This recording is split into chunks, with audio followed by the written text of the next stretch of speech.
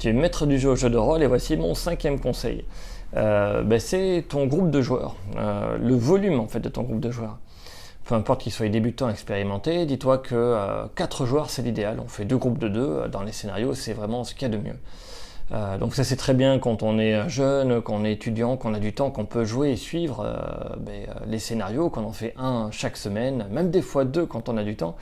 Mais dès qu'on devient adulte, c'est plus compliqué. Dès qu'on travaille, ça peut être contraignant suivant le travail qu'on fait. On a des fois des horaires de nuit, c'est pas simple. Et quand on a des gamins, c'est pire. Donc comment on fait pour continuer à jouer avec ses copains? C'est ça la vraie question.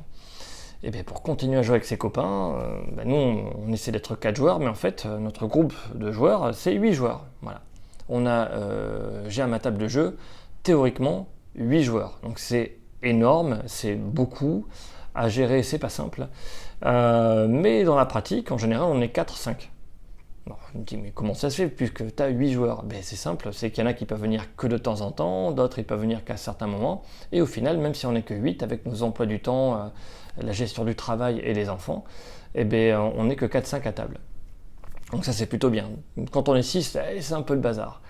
Donc comment on fait? Parce que bien sûr, à des moments on est 8. Comment est-ce que je fais quand je suis maître du jeu pour gérer 8 joueurs? C'est très simple. Lorsqu'on fait des actions, donc je prends mon dé, oui, je veux me renseigner sur ça, on fait une scène de roleplay, il me fait son jet de dé pour voir s'il obtient l'information ou pas.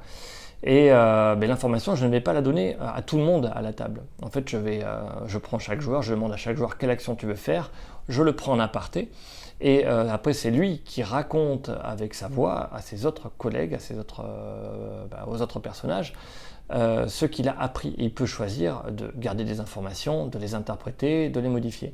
Donc en général, quand on est 8 joueurs, je suis dans une pièce à côté, j'exagère mais c'est un peu ça.